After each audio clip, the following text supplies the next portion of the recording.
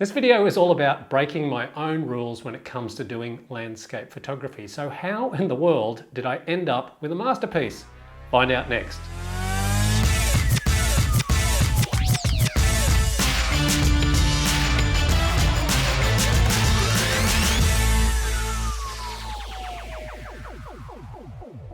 Recently, during a landscape photography sunrise shoot, I decided I was going to do absolutely everything different to what I normally do. So why did I do this? Well, I believe sometimes when you do the same thing and style over and over again in landscape photography, it can become more like a chore, or maybe a better description would be something like you become mechanical, almost like a robot. Trying something new or different can actually be a good thing, I believe, when it comes to creativity. Now, originally I shot this video completely on location, but there was another thing that I tried on that morning and it failed horribly. Normally I'd use my radio mic or shotgun microphone with my Osmo Action vlogging camera, but I thought I'd use it instead on this morning with the onboard microphone. So what happened was, because of the location and the crashing waves onto the beach near me, the audio got a bit hard to hear and understand. So instead of torturing all you lovely folk here on YouTube with horrible audio, and I know what it's like when you're trying to watch a video and you've got wind noise and you can't even understand what that person's saying, it really does get annoying. And instead of wasting this whole video, I've decided to do all the commentary right here in the studio. To begin with, I swapped out my usual Nikon 14 to 30mm lens with my Nikon 24 to 120mm on the Nikon Z7. A beautiful morning greeted me on the Sunshine Coast here in Queensland, Australia, with early morning kayakers out for their daily exercise.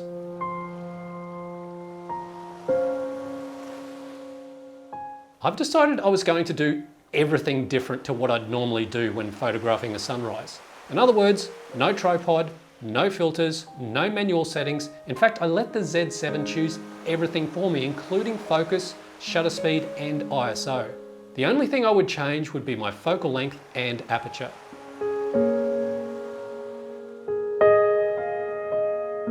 That huge fireball began to come over the horizon and break through the cloud.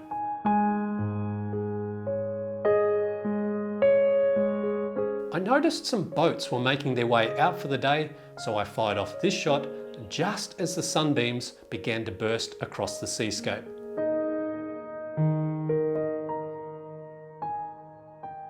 I came across this stick that had washed up onto the beach the high tide the night before, so I picked it up and I placed it down near the waves where they were crashing onto the beach. I used a larger aperture number here to achieve a sunstar with the stick in the foreground.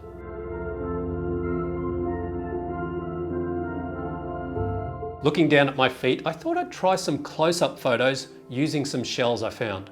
But the one I liked most was this minimalist shot of a single shell sitting by itself on the sand.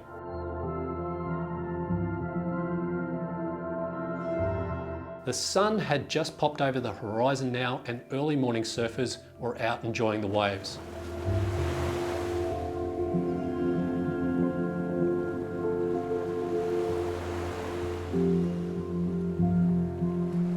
I thought about taking advantage of the sand dunes behind me covered in long grass.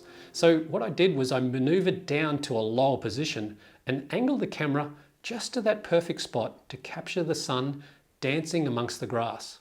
I captured this image and I was super happy with it.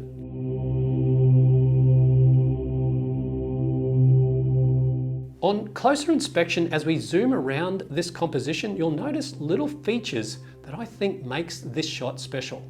Looking at this single blade of grass touching the sun, it looks like it's hanging onto it like it's gripping a ball or some type of frisbee. Just check out the subtle outline glow from the sun's light dappling on the early morning moisture droplets on the grass. And lastly, the composition lends itself to the energy that the sun gives to our plants here on Earth as they reach out towards the sky for nourishment. I believe this image would make for a great wall hanging in any beach or seascape themed room.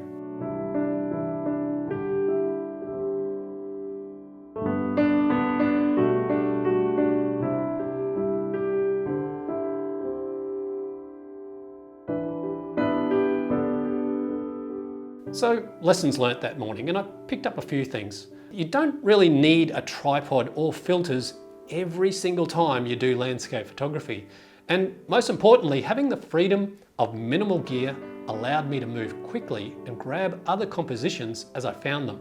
Would I do this every time now? Well, probably not, but it was fun to try something different. And at the end of the day, well, for me anyway, photography should be all about fun. Anyway guys, thank you so much for watching. I hope you enjoyed the video. Why don't you give it a go? Grab your camera, go out there, try something completely different. You might just surprise yourself in what you end up getting. Never stop creating, and I'll see you next time.